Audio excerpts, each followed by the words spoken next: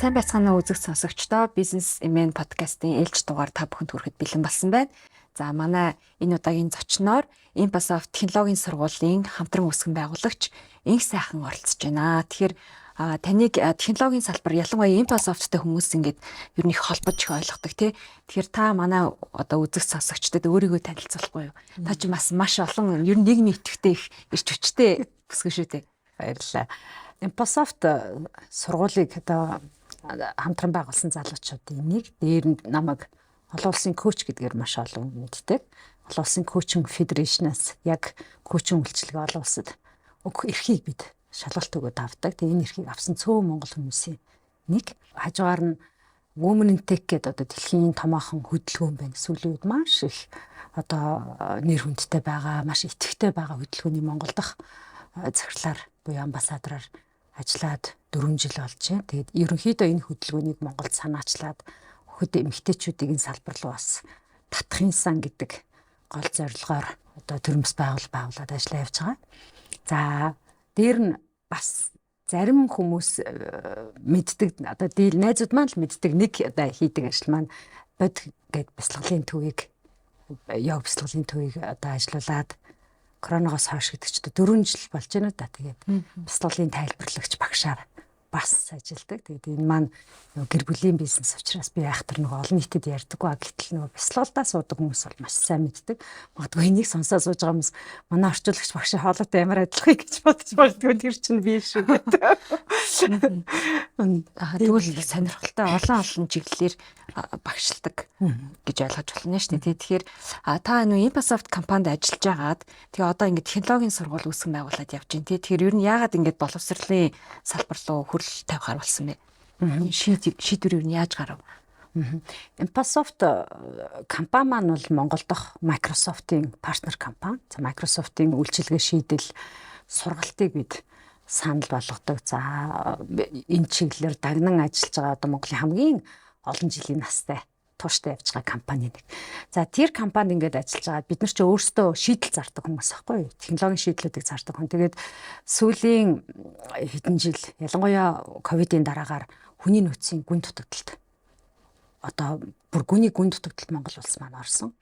Дэлхийд дахинаач гэсэндээ технологи маш хурдтай өсөж байгаа учраас энэ чиглэлийн хүмүүсийн хүний нөөцийн эргэлт маш хурдан болсон. Дээр нь бас дутагдал хасаагүй ажиглагдаж байгаа. Тэгээд Монголдо байгаа мэрэгчсэн байгаа хэдхэн хүмүүс мал энэ хэдэн компани дотор эргэлддэг байхгүй одоо цалин гарамзаатаа ч гэдэм үү те нөхцөл болцоогоор нь уралдаал одоо компаниуд ингэж авдаг.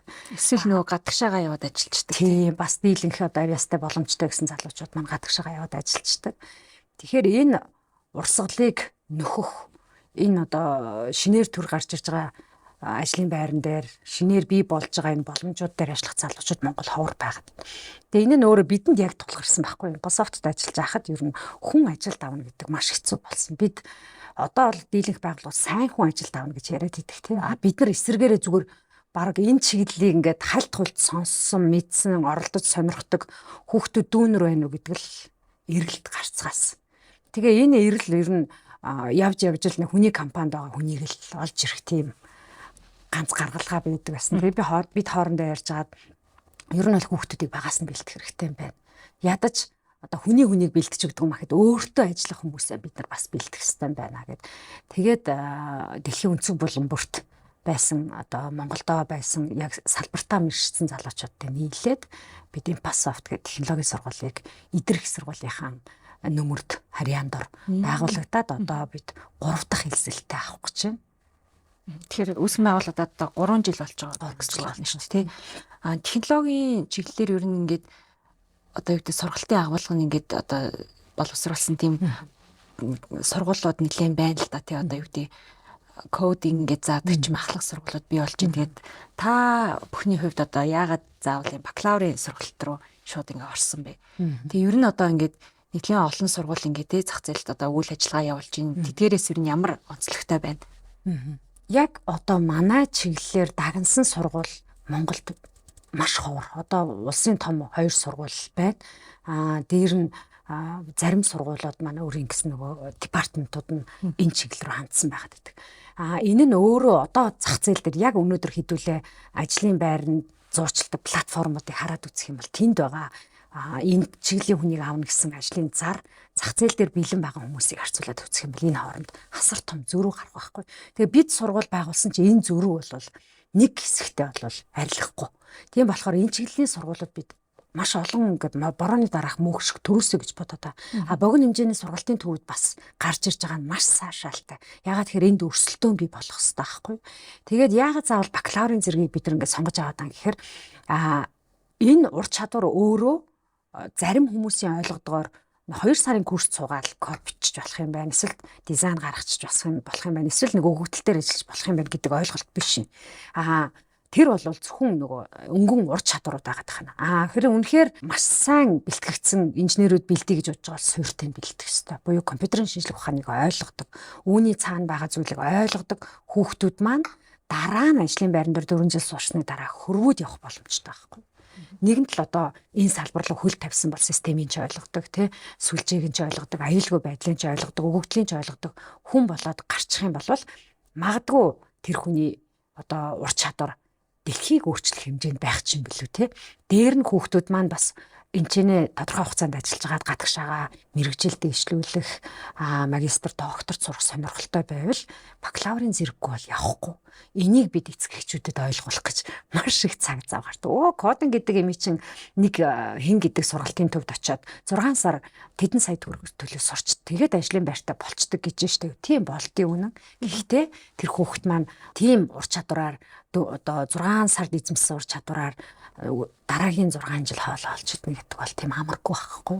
Тийм болохоор бид энэ бакалаврын зэрэг буюу 4 жилийн дээд боловсролын эхний шатны суурь шүү дээ. Энэ 4 жилийн боловсролыг олох гээд танцуу шамлаад ингээд ороод ажиллаа явж байгаа. Энэ чиглэлээр дагнсан сургууль бол нэлээд ховор байна гэж байна шүү дээ. Тэгэхээр бэлтэж байгаа сургуулиуд маань нэлээд ерөнхий байдлаар бэлдээд байна уу тий. Гэтэл одоо технологийн салбарт бол аюу тийм нарийн мэрэгчлүүд бий болсон шүү дээ тий. Тэр танаа зүгээс бол одоо юу гэдэг эхний 2 жил нь одоо ерөнхий мэдлэг олгоод дараа жилээс нь одоо ингээ өөртөө сонгоод нарийн одоо мэрэгчлэлийг ингээд эзэмшээд явах боломжтой гэдэг талаас нь одоо нарийсаад явах боломжтой гэдэг талаас нь ханддаг. Ер нь яг агуулгынхаа тал одоо сургалтын агуулга талаас нь жоохон дэлгэрэнгүй тайлбарлах юм бол яг Монгол улсад бакалаврын зэрэг олж авахын тулд хүн дор хаяж 128 кредит хичээл үзсэн байх хэрэгтэй гэж байна. Тэрний маань тодорхой хугацаанд угаасаа манай Монгол улсын боловсролын яамнаас гаргасан хууль журмынхаа дагуу хэдэн хувь нь одоо үндсэн суурь хичээлүүд байна гэдэг заалттай байгаа. За тэр бол тэр суурь хичээлүүд дотор бол одоо байгалийн шинжлэх ухаанаас ахуулаад биеийн тамирын хичээл хүртэл явж байгаа тийм. Тэр бол ордгоор ороод Ампасофтын бусад сургуулиудаас ялгарч байгаа онцлог бол бид 1-р курсын сүүлээс эхлээд мэрэгжлийн хичээлүүдэд ороод эхэлж байгаа. За мэрэгжлийн хичээлүүд гэдэг маань одоо шууд ингээл ажлын байран дээр гараад код бичих гэдэг талаар биш юм байна. Энэ төрөө биелсэн те. Энэ том ертөнц рүү орж байгаа хүүхэд бүх зүйлийг үндсээр нь ойлгодог байх хэрэгтэй. Компьютерийн шинжлэх ухаан гэдэг зүйлийн анхан шатны ойлголтыг авах тэр хичээлүүдийг бид 1-р курсынх нь сүүлээс орж эхэлдэг. За ингээд эхлэнгүүт нөгөө агуулга маань өөрөө одоо яг бодит байдал дээр энэ мэрэгчлэр төгсөөд гарсан ямар тоног төхөөрөмж дээр ажиллах юм. Ямар одоо сүлжээний эсвэл ямар аюулгүй байдлын хэрэглүүрүүд дээр ажиллах бай түүнд тохирсон одоо практикт суурилсан сургалтууд их үү те. Тэрийг ингээд ороод ирэнгүүт одоо яг бид нар ч гэсэн үүнийг таамаглаж ирсэн. Одоо яг ажиглагдаж эхэлж байгаа юм юу гэхээр танах одоо сургууль байгуулсан юм чи та хэд сургууль байгуулсан юм чи хүүхдүүдээс чинь дадлага хийлгэж болох уу гэдэг асуулт маш их ирж байгаа. Тийм хүсэлт ч ирж байгаа. За энэ юуг харуулад байна гэхээр хамгийн түрүүний миний ярьсан нөгөө хүний нөөцийн дутагдал гэдэг юм чи яваад байгаа байхгүй. Танаа сургууль байгаа хүүхдүүдээс эх жилийнх нь 2 жилийнхэн сургалтын төлбөрийг төлөөд эсвэл тэтгэлэг олгоод эсвэл багахан зэргийн цалин өгөөд өөрийнхөө хүн болгох буюу компанийнхаа соёл дуусгах, компанийнхаа хийж байгаа одоо зүйлийнхаа одоо гол чиглэл зорилго руу нэг тийшээ хамтдаа харах тэр боломжийг бидэнд өгөөч гэсэн бизнесийн байгууллагууд маш их байна. Тэгэхээр энэ юу хэлээд байна вэ гэхээр яг анхан шатныхаа суур мэдлэгээ авна тэгээд дараа нь одоо мэрэгжлийн хэдэн хичээлүүд орж ирж ажлын байран дээр гарах гэдэг шүү дээ тий. Гэтэл энэ өөрөө салбарын маань онцлог байгаад байгаа учраас бид 1-р курсын сүүлээс тэр мэрэгжлийн хичээлүүд оруулаад байгаа нь ийм учиртай байна. Ядаж ажлын байран дээр очиод IT-ийн компани ингэж ажилладаг юм байна. Ийм таскуудыг хийдэг юм байна. Ийм даалгаврыг гүйцэтгэх юм байна. Яг ажлын байран дээр гараад ирэхээр энэ олон системийн энэ олон асуудалд чи ийм байд юм гэдгийг нүдэрэ харсан хүүхэд маань буцаж ирээд сурахдаа нөгөө тэнд харж ирсэн зүйлээ багшийнхаа ярьж байгаа онолтой холбоод ойлгочингууд ойлгоход хэлбэр болоод байгаа байхгүй.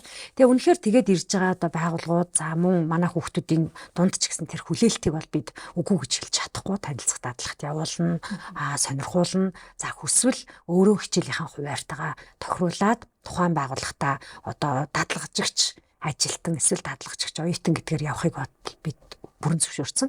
Мөн эцэг эхчүүд ч гэсэндээ орж ирж байгаа сургуулийг сонирхоод орж ирж байгаа үед бид нар яг энийг тайлбарч хэлдэг байхгүй. Хүүхэд чинь магадгүй 3 дугаар курсынхаа сүүлээс ажилд орох байх шүү. Та үүнд бэлэн үү? За эсвэл хүүхэд чинь бидний одоо харилцаатай байгаа гадны компаниуд руу танилцах дадлага, үйлдвэрлэлийн дадлага хийх сонирхол төрж магадгүй шүү. Та үүнд бэлэн үү гэж асуудаг. Тэгээ бусад мэрэгжлийг бодох юм бол нөгөө хүний нөөцийн дутагдaltaй байгаа учраас хин энэ чиглэлээр хүн сургаж иргээд манайхан бүгдээрээ чих тавиад байж байгаа болохоор одоо нөгөө найзуудынхаа компани ажилчдыг л бэлдэж өгөөд ийн гэсэн үг байхгүй юу. Тэр энэ бол яг нөгөө хүүхдийн ч тэр эцэг эхчүүдийн ч тэр нэлээх анхаарал хандуулдаг асуудал та тий. Төгсөөд ажлын байр яах юм, цалин мөнгө яах юм гэл тий. Яг энэ одоо мэрэгжил сонгож байгаа хүмүүсийн одоо гэр бүлд бол ийм ярианууд өрнөж байгаа бах. Тэгээ та сая хэлж нөгөө практик онол хослуулдаг гэд. Тэгээ дээр нь бас ингэ тий манайхтай хамтын ажиллагаатай юм одоо гадаадын компаниуд руу бас юм танилцах, дадлага энэ төр хийх боломжтой байдгаа гэдэг чинь. Тэгэхээр ер нь одоо ямар орны ямар компаниуд жишээлбэл байгаа бас үзэж байгаа хүмүүс сонирхож иж магадгүй. Бид гадны хэд хэдэн сургуулиудтай эхлээд хамтын ажиллагааны гэрээ байгуулсан. За нэгдүгээр курст байгаа сурж байгаа химэл оюун ангид сурж байгаа 2 оюутан маань одоо Тайванд яг өөрсдийнхөө мэргэжлэр 1 семестр солилцоогоор яваад сурж байгаа. За энэ сургуульд одоо сурахын тулд илүү төлбөр огт төлөөгүй. За Pasa-ft төлбөрөө төлөөд одоо солилцооны сургууль руу яваад байж байгаа. За мөн зуны хөтөлбөрүүдэд буюу танилцах хөтөлбөрүүд гэж байдаг. Тэрэнд бас 4 хүүхэд, 2 хүүхэд одоо явсан. Энэ жил дахиад 2 хүүхэд явна. За энэ 100 манай 2 дугаар курсын кибер аюулгүй байдлын чиглэлээр сурж байгаа 3 оюутан маань Японы номер 1 кибер аюулгүй байдлын компанид GMO интернет гэдэг компанид очиж танилцах дадлага бүтэн сарын хугацаатай. За бид яагаад хүүхдүүдээ ингэж явуулаад байгаа гэхээр гадны технологийн өндөр хөгжилтэй компаниуд яаж ажилтгийг ядаж танилцах дадлага хийгээд хараад авсан хүүхэд буцаж ирээд энэчнээс хичээлээ төгсөөд юмыг арай өөрөөр хардаг болно. Тавигдах шаардлага бас өөр болно. За тэр хэрээрээ бусад улс орны компани бүтэн сар дадлага хийгээд ирсэн хүүхдүүдийн хэл ус зөвшрээд ирдэг те. Ерөнхийдөө бие авч явах байдал ч гэсэн сайжраад ирдэг. Тэгээ энэ мэтчлэн жилд нэг 8-аас 9 хүүхдийг бид ингээ гадагшаа явуулаад авах юм бол төгсгийнхаа алдад манайд оюутан сурагчдын оюутнуудын маань нийт нэг 60% нь гадаад яваад үсчихсэн, юм үзэж нүд тайлсан, өөрийнхөө зорилгоо олоод харцсан тийм хүүхдүүд л байгаасаа гэж даа байхгүй. Тэгээ энэ гадаад харилцаа бол жил ирэх тусам тэлнэ. Бид эцэг эхчүүдэд бас одоо амлж чадах ганц юм бол бидний одоо энэ сургуулийг хамтран үүсгэн байгуулсан хүмүүсийн маань гадаад харилцаа маш сайн шүү л гэдгийг үгээрээ биш одоо ингээ үйлдэлээр харуулахыг л хичээгээд байгаа байхгүй. Тэгээд оюутнууд маань одоо нөгөө мэддэг болцсон 100 хин гадагшаа явах гэдэг дэр чи өрсөлдөөн болно шүү дээ. Хичээл дээрээ өрсөлдөн. Тэгээд сургуулаар нь юу шалгаруулж явуулж байгаа сургуулаа идэвхрээ дээр нь бие авч явах байдал хандлага тийм чи хүний нутагт очиод тэр чин зөвхөн Pasa-ft-ийн хөвт биш байхгүй. Монгол улсыг төлөөлж очиж байгаа болохоор гадны олон оюутнуудын дунд бие авч явах тэр харилцаа нь ямар байх юм гэдэг дээрээс бас өрсөлдөөн үүсгэж байгаа. Тэгээд энэ одоо гадаад харилцааны маань уламт хилээд ирэхээр одоо эхний төгсөлт маань гарсны дараагаар бол ер нь бол гадны компанид очиж ажиллах боломж болцоо хүүхдүүд маань бас нэгдээд ирэх байх. Тэгээ мэдээж бид нар дотооддоо хүний нөөцийн дутагдaltaй байгаа. Тэгвэл хүн төгсөөд гарахад энэ бол хүний өөрийнх нь зорилго шиг өөрийнх нь сонголт тийм. Та сая нөгөө гадны компанид ажиллах боломж нэгднэ гэдэг чинь. Тэгээ ер нь одоо нөгөө бас сүүлийн үед нөгөө хүмүүсийн залуучуудын ч тэр дээр нь монголчууд нэлээд гадагшаа гарч ажиллах сурах ялангуяа сонирхолтой болсон байна. Тэгэхээр одоо энэ юуны эсрэг эх орондоо сурах нь одоо ямар ач холбогдолтой гэж та ер нь хувь хүний хувьд боддог вэ? Сургууль ингээд тэг байгуулад ажиллаж байгаа хүний хувьд. Би бол өөрөө Монголын бүтээгдэхүүн. За манай сургуульд багшилж байгаа, манай сургуулийг хамтдан үүсгэн байгуулсан маш мундаг залуучууд байгаа. Өөрсдөө багшилж байгаа. Тэр залуучууд бүгд Монголд бакалавр хамгаалсан залуучууд. За бид яагаад ингээд бүх хүнийг гадаад яваач гэж уриалахгүй байгаа вэ гэхээр энэ хиймэл оюун, кибер аюулгүй байдал, програм хангамж гэдэг юм чинь өөрөө яг мэрэгжил дотроо бол нарийн мэрэгжилтэй ороо авчтай. Одоо нарийн да зөвхөн онол сураад очоод нөгөө ажлынхаа байран дээр сурчна гэдэг зүйл ерөөсөө биш аахгүй. За гадаад харилцаагаарч гэдэг юм уу, эдийн засгаар гэдэг нэг ерөнхий байгаад байгаа бүх юм нь ерөнхий. Компьютераа нэгэд хэн нэгэн хүний урд суухад яаж хийж байгаад тэр хүнийг харж байгаа дуурайгаад эсвэл хэлсүүг ингэ те мэйл бичдэг ч юм уу, гадаад харилцаа имэйл зохион хийдэг ч юм уу, эсвэл хурал цуглаан зохион байгуулахад оролцдог ч юм уу, эсвэл те бичиг цаасны ажил хийхэд бол хүн ерөнхийдөө ажиллаж агаад харж агаад хин нэг ах эгчийг дааж байгаа сурчдаг. А гэтэл энэ одоо манай Microsoft-ийн өгöd байгаа 3 хөтөлбөр маань нарийн мэргэжилтэд орох байхгүй. Дээр нь Монгол улсад тэргүүлэх мэргэжил гэдэг. 3 хөтөлбөр гэдгийг тодорлох юм бол 3 хөтөлбөр маань хиймэл оюун, кибер аюулгүй байдал буюу мэдээллийн аюулгүй байдал те програм хангамж гэсэн юм 3 үндсэн хөтөлбөр байгаад байгаа байхгүй. Тэгэхээр энэ нарийн мэргэжлийг монгол хэлээр монгол багшаар заалгаж авсан хүн ажлын байран дээр гараад одоо ажиллаа хийх би түрүү хэллээ. Хин нэгний өмнө компьютер асаагаад юу хийж чадах вэ гэдэг чинь л сонирхолтой байгаа шүү дээ ажил олгогчийн хувьд те. Энэ ур чадварыг эзэмшээд гарахад хүн монгол хэл дээрээ монгол багшаар заалгахын ялгааг бид өөрсдөө мэддэг хүмүүс аахгүй. Бид бүгдээрээ одоо манай сургууль багшилж байгаа хамтран үүсгэн байгуулж байгаа залуучууд баг бүгд гадаадад магистр доктор хамгаалсан залуучууд. Тэгээ бид яагаад гадаадад магистр доктор хамгаалчаад одоо хүүхдүүдийг Монголдо сур гэдэг юм гэхээр энэ нарийн мэргэжлийн хичээлүүдийг нэгдүгürt монгол хэлээр аваад өгч, хоёрдугаарт бакалавраар Монголд сурсан хүн ер нь Монголдо наашаага болчтой. Ядаж найз нөхдөдтэй болно, дадлаг хийгээд ирэхээр байгууллагууд дээр очиод ах эгчтэй болно. Ер нь монгол хүн Монголдо ажиллаж ээжл уг нь бол энэ Монгол улс чинь хөгжих юм байгаа тийм. За тэр магистр докторыг бол та хүссэн сургуультай очиод аль хүссэн одоо улстай очиод хамгаалж болох эрдэм багхгүй. Энэ нарийн мэргэжлийг гадаад хэл дээр үзье. За жишээлбэл би англи хэл бол би өөрийгөө тийм сайн гэж боддоггүй. Хичээлээ бол англи дээр сонсоход би нэг 70-80% л ойлгодог. Би яагаад тэгэхээр унган хүн биш байхгүй.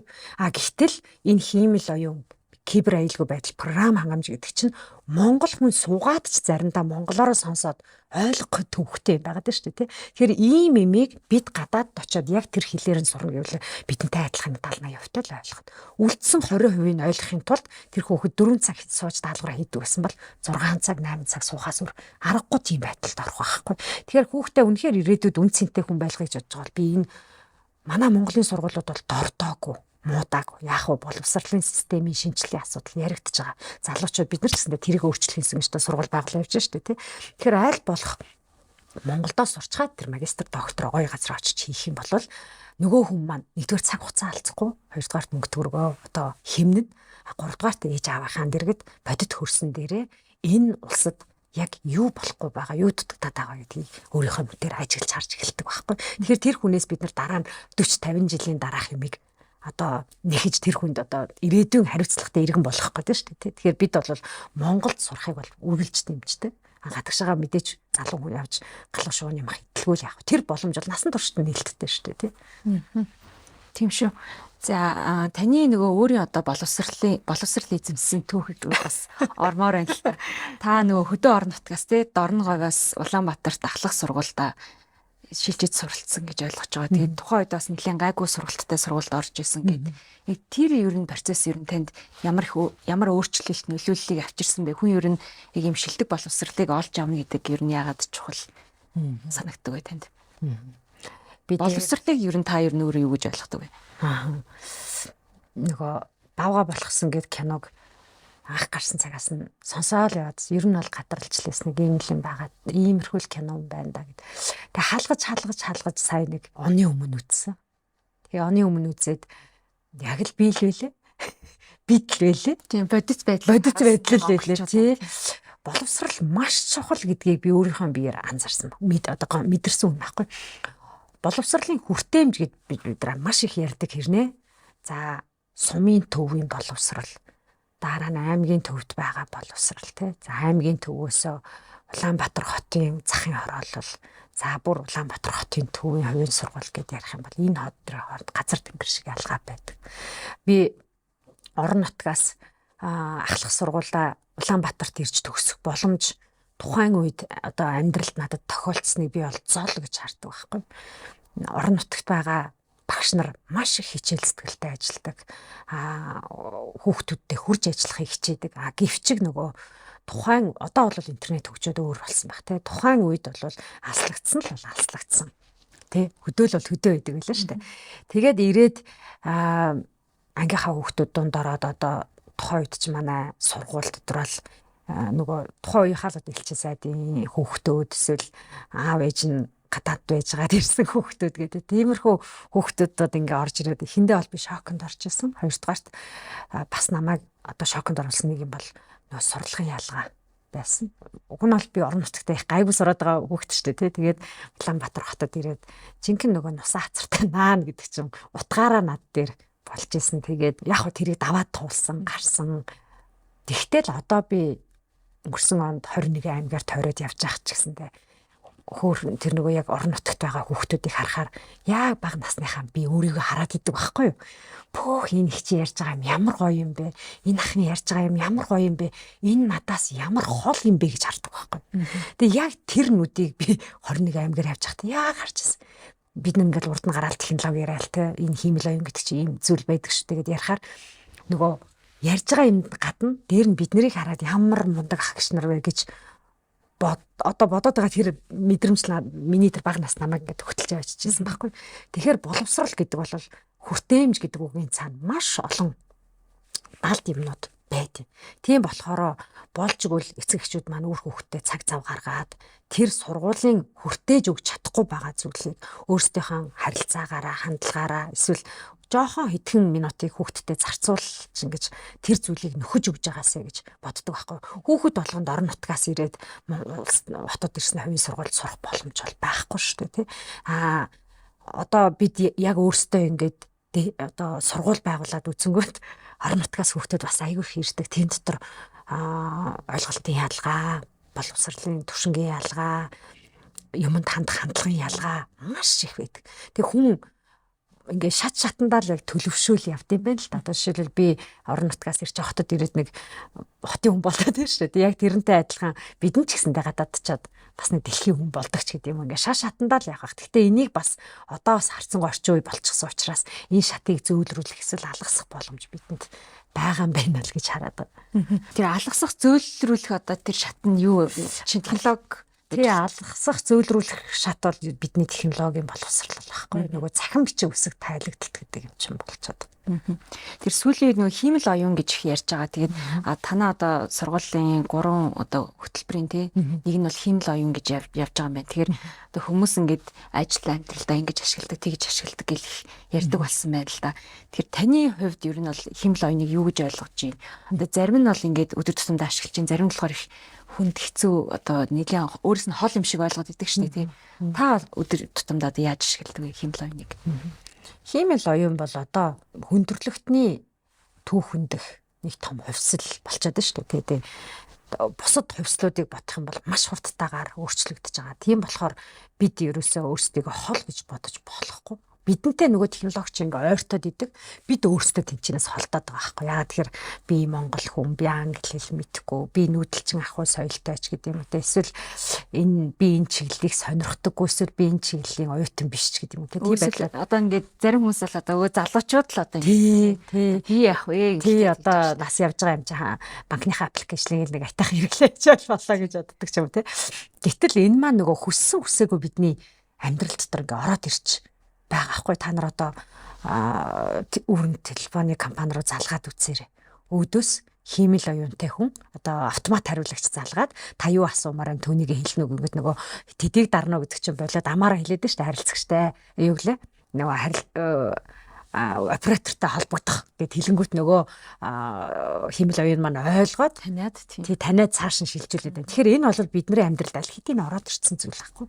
Ороод ирсэн зүйлд бид нар одоо 1000 одоо чадахгүй мэдэхгүй ч гэсэн хүчээр энийг бол хэрэгжилж байгаа. Тэгээд энэ хэрэглээг энгийн зүйл шүү гэж ойлгуулах нь бидний үүрэг болчиход байгаа байхгүй.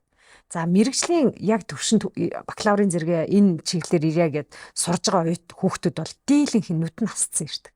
Угаасаа энэ бол миний ирээдүй юм байна гэдгээ мэдээд шалгалтаа өгөөд ороод ирчихсэн баг. Гэтэл мэдхийг хүсээд байгаа хэрнээ ханаас нь эхлэхээ мэдэхгүй, яаж хийхээ мэдэхгүй, эсвэл хэн нэгний компьютер дээр очиж ямар нэг товчлуур дарах хэрэгтэй гэж ойлгож байгаа хүмүүст бид ойлгуулж бүх нийтээрээ цахим бичиг үсэг тайлагдал гэдгийг дараагийн түвшинд авчрахгүй бол болохгүй тийм цаг үе ирчээд байгаа байхгүй. Тэгээд хиймэл оюуныг сонирхдог, ярьдаг, энэ чиглэлээр хүмүүсээ сурахыг хүссэн компаниуд маш олон болж байгаа. Бид нар бүрнэхээр баярлаад байгаа. За бидний нөгөө аав ээжид ингээл хүүхдээ хөтлөөд ирж байгаа аав ээжид өдөр тутамдаа ярьдаг юм чи одоо бид нар компани дээр очиж ярьж эхэлж байгаа байхгүй. За хиймэл оюун чинь удирдлагын түвшин та нар ингэж ойлгох ёстой. Санхүүд чинь ингэж холбогдож байна. Хууль эрх зүйн хувьд ингэж холбогдож байгаа. За үүгээр чинь дамжуулаад бас орлого мөнгө олж болдгийг ингээд яриад байгаа. Тэгэхээр би хэрэг хиймэл оюун гэж юу вэ гэдгийг ганц зүгээр хариулаач гэх юм бол би хиймэл оюун гэдэг бол хүндрэлтний хоёр дахь том тархи аян тархи хэрэглээч л гэж хэлэх гээд байгаа. Энэ бол цаашаага бид хоёр магадгүй дараа жилийн үдээд ингээд сувхад бол бас арай өөр юм яана. Яа тэгэхээр маш хурдан хөгжиж байгаа байхгүй. Тэгээ маш хурдан хөгжиж байгаа юмнаас бид нар холдож цухтах ямар ч боломж байхгүй. Бид нар энийг өдрөл ингээд дайраал магадгүй бид нар тэр шуурганд найл хэдийнэ өртчихсэн явж байгаа. Харин энэ шуурганаас яаж шуух нэг тоос багтаах юм шиг гарах вэ гэдг нь бид нарын одоо гол их ажил болчиход байгаа байхгүй. Та сайн нөгөө цахим бичиг үсэг тайлбарлах гэд ярьж ин л ба. Тэгээд монголчууд одоо юу гэдгийг сошиал медиа хэрэглээ нь маш өндөр байдаг гэдэг ч юм уу тий. Ингээд л өдөр тутамдаа нэлээд ашиглаад байгаа юм шиг байдаг. Гэхдээ одоо яг ингээд ажил амьдралдаа үр бүтээлтэйгээр ашиглах одоо төөл тий одоо хэрэгсэл одоо жишээ нь юм одоо наазахын ур чадвар гэх юм уу тий ийм одоо юу гэдгийг эерэг байдлаар за эерэг байдлаар хин чашаа одоо хэрэгцээтэйгээр ашиглах тэр ур чадвар одоо юу байх вэ? Дундаж одоо Монгол хүн дундаж одоо энэ 21-р зууны иргэн одоо ямар юм наазахын чадварууд төлөвүүдийг хэрэгслүүдийг тийм одоо эзэмссэн байвал зохистой гэж та үздэг бай. Сонирхолтой асуулт. Энийг би яг өчигдөр хил хамгаалах газарт очиж хилчин бүсгүүчүүдэд ярьж байхад яг энэ сэдвийг хөтөжсэн байхгүй. Интернет гэж юу вэ гэхээр дийлэн хүмүүс Facebook гэж боддог. Хайлтын систем гэж ойлгодог нөгөө Facebook-ийг. Гэтэл Facebook чинь зөвхөн зүгээр нэг Silicon Valley-гаас гарсан нэг Америк нэгдсэн улсын компани шүү дээ тий. Чинь ашиг олж байгаа хувийн компани байгаад байна шүү дээ. Гэтэл энэ хувийн компани платформ тэр чигээрээ бүхэл бүтэн үндэстний ажлыг явуулаад тэмцээнд очсон байх шүү дээ. Одоо хүмүүс шийдвэр гаргах төвшин төртөл шийдвэр гаргах гэж очсон тий. Сүүлдээ өөр аргаа бараад энийг хаачвал яасан юм бэ ч гэдэг яриа явж байгаа чинь тий. Гэтэл бид одоо яг аль платформа хэрэглээд юугаа хийх нь хүний хувийн сонголт. Гэхдээ яагаад үнийг хэрэглээд байна гэдэг дээр бас анализ хийх хэрэгтэй. Энэ нь их эвтийхэн байгаад байна уу? Хайтаахан байгаад байна уу? Хэрэглэхэд те нөгөө user experience гэдэг утгаараа хайтаахан байгаад байна уу? Эсвэл бүх хүн тэн дээр байгаад байна уу? Эсвэл энэгээр үнэхээр ашиг орлого олоод байна уу гэдэг өнцгөөс нь харах юм бол Facebook бол яалтгүй манай монголчуудын хамгийн өндөр хэрэглээтэй зүйл байгаад байгаа. Бусад зөндөө олон хэрэглээр нь улс их оргон болгон өөрийнхөө өдөр тутмынхаа амьдралдаа хүмүүсийнхаа одоо нөгөө дадал зуршил тохирсон янз бүрийн хэрэглүүртэй байгаад байна шүү дээ. Одоо жишээлбэл Японууд бол Line маш их хэрэглэж байна те, Солонгосууд Kakao хэрэглэж байна. За Оросууд Telegram, Хятадууд WeChat ч гэдэг юм уу те. Энэнгүүгээр бол амьдрахаа болцсон тийм одоо энтгээгүүд WhatsApp ч гэдэг юм уу те. Ингээд тийм байна. За монголчууд гэх юм бол хамгийн түрүүнд нөгөө цэнхэр логотой тэмдэг Facebook-ийг л нэрлэх баг. За гэтэл цахим бичиг үсэг тайлагдалт гэхээр энэ бүх юм ингээл баабэгүй ингээл баруун солгоогүй хэрэглэн гэсэн үг биш байхгүй. Энэ юу хэлээд байна гэхээр энэ юмны цаана аюулгүй байдал гэж юу байгаа гэдгээ мэддэг. Миний хувьд цахим хөрөнгө одоо миний хувьд алдаж болохгүй үнэт зүйл маань цахим орчинд юу вэ гэдгээ ойлгоцсон тэр хүмүүсийг бид нар цахим бичиг үсэг тайлагдсан хүмүүс гэдэг байгаа байхгүй. За бүр энгийнээр ярих юм бол бид 11, 12 дугаар ангийн хүүхдүүд за бүр доошлоод 19, 8, 7 гэд яриад хүүхдүүдээс нэг асуулт асуухад бүх хүүхэд гараа зэрэг өргөдөг. Тэр нь ямар асуултны хариулт гэж? Аав ээж Facebook-ийн эсвэл хаан банкны нууц үгийг мэддэг хүүхэд байна уу гэхэд ярс гэд өргөдөг. Тэр юу хэлж яаг гэхээр аав ээж нь энэ паспорт гэдэг зүйл чинь манай 12 дугаар ангийн хүүхдийн л хийх ёстой зүйл. Чиний цээжлэх ёстой 8 оронтой тоо болчиход байна шүү дээ тий. Тэндээс бол бас нэг аюулгүй байдлын талаар ойлголт байхгүй хэлээд байна шүү дээ. За ингээд үүнийгээ дагаад бид нар нэгдүгээр хамгийн наазахын энийгээ нөгөө ингээд эзэмших, хайрлах, хамгаалах тэрий чинь бас ингээд үе шинжилж яахгүй бол болохгүй зүйл те. Энийгээ мэдгүй байгаа учраас манай Монголд маш их газар аваад байгаа зүйл бол нөгөө цахим гэмт хэрэг, зайлан одоо үүн цахимаар дамжуулж гэмтэргийн хохирогч болгох энэ сүлжээ юм чинь асар хурдтай хөгжиж байгаа байхгүй. Энэ нь бид нар нөх айхтар тийм бүх юм султаад болохгүй байна. Одоо манай Монгол улсын кибер аюулгүй байдал бүр ёроолтой очсон юм ерөөсөө биш юм байна. Энэ юутай холбоотой нэхээр ерөөсөө л хэрэглэгчийн боловсралтай холбоотой. Тэгээ энэ чиглэл дээр ч гэсэндээ одоо Microsoft нь ч байна уу, өөр компани ч байна уу, бид нар маш их юм ярьж гадуур явдаг.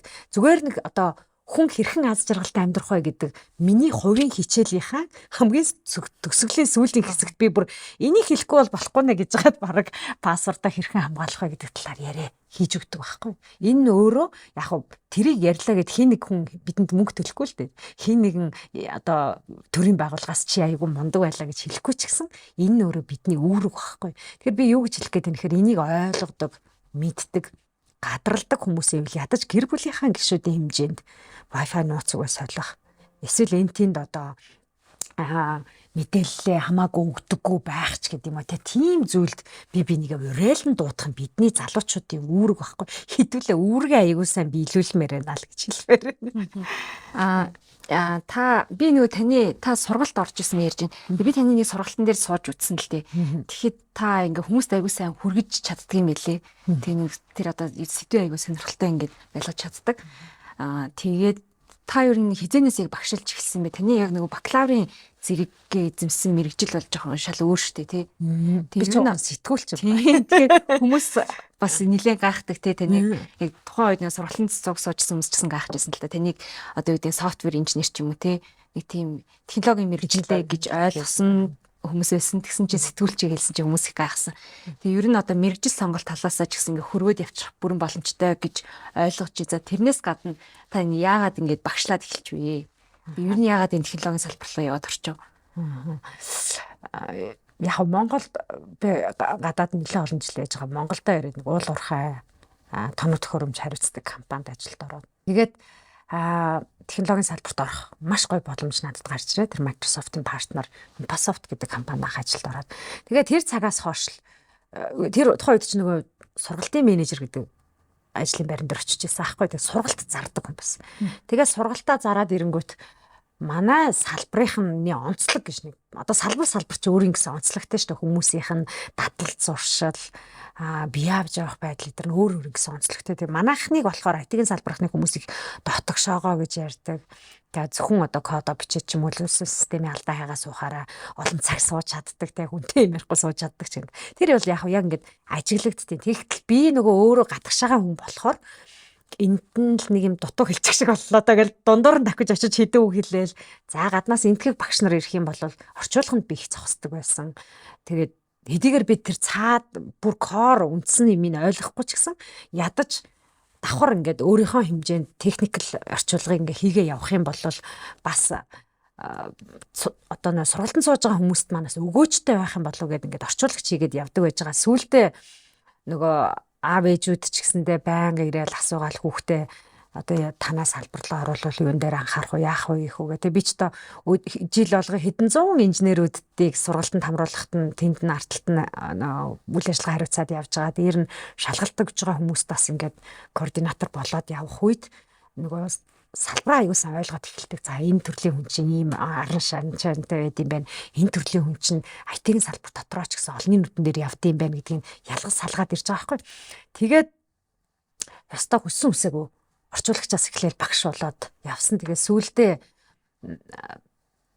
нөгөө яг манай салбарынх биш жирийн хүмүүст энэ салбарыг энгийн үгээр ойлгуулна гэдэг чинь нэг юм өөр асуудал болчиход байгаа. За одоо бид нар энийг нөгөө юу гэж нэрлэдэг. Тех тренер буюу одоо дунд нь ингэж гүүр болж идэх хүмүүсийг хэлээд иддэг байхгүй. Тэгэхээр технологи нь энэ байна, жирийн хэрэглэгчд нь энэ байна, дунд нь өөрсдийнх нь хэлийг энд ярьсан юм ийшээ орчуулдаг, энд ярьсан юм ийшээ орчуулдаг. Эдгээр монгол хүмүүс хооронд ярьж байгаа ч гэсэн тий. Ийм хүн болоод эхэлсэн байхгүй. Тэгээ хүссэн үсээгүй багшилсан. Тэгээд яг мэрэгжлийн одоо инженер хүмүүсийг ч юм авчираад одоо удирдлагуудад юм уу хүний нөөцийнхэнд юм уу маркетингийнхэнд хичээл орох энийг ойлгодог өөрсдийнхэн хүмүүсээр хичээл оруулах хоёрын хооронд асар том ялгаа байдаг байхгүй. Тийм болохоор тэр нөгөө үзэгчд намайг нөгөө сургалтандаа авираад байгаа хүмүүс нөгөө багшлуулах дуртай байдаг нь байхгүй. Их сайхан бол салбараа мэддэм байх. Энэ ярих гээд байгаа зүйлээ мэддэм байх. Гэхдээ бидний хэлээр ярьдэм байх гэдгээ ойлгоод байхгүй. Яг одоо манай инженеруудыг авчираад энд ингээд суулгах юм бол 10 үгтэй өгүүлбэр хэлэхэд 7 англиар. Бид нар бол ойлгоно тэрийг. Технологийн салбарын нэг онцлог нь байгаа шүү дээ. Гэтэл жирийн хүн юу яриад байгааг ойлгохгүй байхгүй. Ямар сайндаа нэг сургалт зорж хахад бүр нөгөө Microsoft гэдгээ монголоор хэлээд өгөөч гэж нэг надаас асууж байсан. Би тэгээд юу гэж хариулахаа мэдэхгүй. Тийм ер нь тэгэл тэгдэг штэ. Монголоор яриач тэ яачаад байгаа юм. Тэгэл тэр чинь ямар англи үг хэрэгэлдэг. Тийм тэр чинь орчуулж болохгүй байхгүй. Орчуулахдаа шууд махчилж орчуулж болохгүй. Ижил төстэй утгаар нь энэний арт талд явж байгаа одоо үйл ажиллагааг нь хариуцж байгаа тэр хавтнаа гэж одоо ярих нь штэ нөгөө. Хавтан гэдэг платформ гэдэг нилээ хэдэн үгээр тайлбарлах болчиход байгаа. Тийм нилээ хэдэн үг. Тийм тэгэхээр тэр нь нөгөө яг салбарын бүх хүнд энэ дур чадвар байна уу гэхээр бас байхгүй. Гэтэл бид нар бүх сэтгүүлчүүнийг авчиргуутаа технологийн салбарыг орчуулад яриач гэхээр бас болохгүй байхгүй. Тэгэхээр энэ миний хувьд золын би IT-ийн компанид удирдах албанд шууд ажиллаж исэн хүн нь сэтгүүлч мэрэгчлэлтэй байна гэдэг чинь аюугаа хавсарсан болохоор аз юм уу. За одоо ер нь нэг хоёулаа түрүүн одоо мэрэгчлээ сонгож байгаа яг бакалавраар одоо сурч эхлэж байгаа хүмүүс нэлээ хандаж ярьсан тий. Тэгэхээр зүгээр одоо юу гэдэг карьераа өөрчлөе. Би одоо технологи ер нь нэлээ юм хооц гэдэг болоод байна. Тийм ч одоо юу гэдэг хүмүүсийн анхаарлын төвд байна. Ийшээгээ те ажил мэргэжил ингээ хандаад байна. Гэдгийг ойлгоцсон хүмүүс бас ингээд карьераа өөрчлөе гэж бодож иж магадгүй. Яг тийм хүмүүс зориулсан одоо сургалт байгаа юу? Жишээ нь та эдэ тэгж хандж ирсэн үү? Тийм маш их. Одоо байнга миний одоо фэйсбүүктэй нэг олон нийтийн хэрэглээ болсон те. Фэйсбүүктэй баг өдөр болгон шахуу авдаг мессеж чинь тэр юм баг. Зарим хүмүүс маш ингээд эвтэйгэр ихнэр өөрийгөө одоо ойлгуулах гэж хичээдэг. Жишээлбэл би нэгтлэн хүн юм байгаамаа. Би одоо технологийн салбар руу яаж орох вэ? За эсвэл би ингээ маркетингийн менежераар хэдэн жил ажилласан юм аа. Тэгтэл одоо энэ маань хиймэл оюунаар орлогдоод эхэллээ. Би цаашаа яах вэ ч гэдэг юм уу тийм. Тэгээ энэ чиглэлээр бол бид бас хөрвөх талаар сонирхолтой сургалтуудыг богино хэмжээний сургалтуудыг ордог. Би хуваарай ч гэсэн ордог. Дээр нь хоёулагийн хамгийн ихний ярианд би нөгөө хүний нөөцийг мөн дутагдал гэж ярьсан шүү дээ. Энэ дутагдлыг нөхөх нэг гарцвал одоо байгаа ажлын байран дээр байгаа хүмүүсийг энэ технологид дахин сургах, дахин чадахжуулах гэдэг. Энэ зүйлийг байгууллагууд юуныг ойлгочихсон байгууллагууд бол маш эрчимтэй хийдэг. Одоо тэртээ тэргүй тэнд илүүдэд байгаа ажлын байрыг тэр ур чадвар нь хүнд нь байгаа бол нэг сарын ч 3 сарын жинхэнэ тэр нөгөө нэг богино хэмжээнийхэн сургалтандаа суулгаад авах ёстой шал тэр хүний юу сурсныг шалгаж болдог маш олон улсын шалгалтууд байгаа шүү дээ. Тэр шалгалтуудаас нүгүүлээ тэнцвүүлээд дараагийн шатанд дахиулахдаа цалингийн нэмээд албан тушаалыг нөөцлөд гаргадаг ийм сайн туршлагатай компаниуд бол байгаа. Тэгэхээр бүх хүнээ нөгөө гаднаас хайх биш. Microsoft дээр ирээд одоо байгууллагаараа зөвлөгөө аваад эсвэл манай Microsoft Academy гэж бас тусдаа байгаа. Богино хэмжээний сургалт явуулдаг. Тэдэнд бас хандаад зөвхөн одоо хүний нөөцийн хэлтэс зориулсан сургалтыг аваач гэдэг юм уу. Эсвэл зөвхөн маркетингийнхаа хэлтэс зориулсан хиймэл оюутыг хэрхэн хэрэглэх вэ гэдэг сургалт аваач гэдэг юм. Тийм хүсэлтэд явуулах юм бол одоо заагаад өгөхөд бэлэн тэнд ингээ бүтэн багс сууж байгаа байхгүй. Одоо юу гэдэг технологийн мэрэгжил ингээд мэрэгчлэр сурахаар ингээд шийдсэн одоо хүүхдүүд ч юм уу тий залуучуудад та одоо гэрийн даалгавар өгвөл одоо ийм чиглэлээр ингээд нэг мэдлэгтэй болцсон байвал зүгээр байдаг юм да гэсэн тийм нэг зөвлөгөө өгвөл. Эхлээд нь би нөгөө улсаас ямар шаардлага тавьдаг юм. Тэгээд за боловсролын одоо яг манай мэрэгжлийн маань үндсэн боловсролын яамнаас тавьдаг биднийг энэ мэрэгчлэлтэй хүүхдүүд элсүүлэхэд үүнийг анхаараач. Энийг одоо гол жанжин шугамалгаараа гэдэг зүйл бол математик, физик хоёрын аль нэгээр яэш өгсөн байх хэвээр. Англи хэл нийгмийн аль нэгээр яэш өгсөн байх хэвээр. За ингээд энэгээр ингээд том зургаар нь хараад үзэх юм бол одоо 7 дугаар ангид байгаа хүүхдээ ирээдүйд манай салбарт оруулъя гэж бодож байгаа бол математик дээр маш их анхаараарай л гэж хэлмээр. Дээр нь хэлний мэдлэг. За яагаад энэ математик байгалийн шинжилгээ ухааны ингээд төлхөө яриад байгаа вэ гэхээр бид хүн төрлөختөн одоо ингээд маш олон хиймэл оюуны модельүүдийг хөгжүүлээд явж байгаагийн цаана энэ олон жил бид нар юун дээр анхаарсан бэ гэхээр логик сэтгэлгээн дээр л анхаарсан байхгүй. Энэ бүх юм чинь энэ логик сэтгэлгээтэй өндөр математикийн ур чадвар өндөр байсан хүмүүсийн бүтээл байхгүй юу? Тэгээ энэ бүтээлийг цааш нь оновчтой, хүн төрлөختөнд ашигтай, хэрэгцээтэй, ээлтэй байх талаас нь ажиллах хүмүүс дахиад нөгөө нэг математик сэтгэлгээтэй хүмүүс чинь болчих гээд. Тэгэхээр энэ зөвхөн энэ сэтгэлгээ манай салбарт биш, бүх салбарт хэрэгтэй. улс их орныг инженерүүд авч явдаг гэдгийг бид нар бүгдээрээ мэддэг. Тэгсэн хэрнээ маш их өөр мэргэжлийн хүмүүсийг гаргаад идэг тий.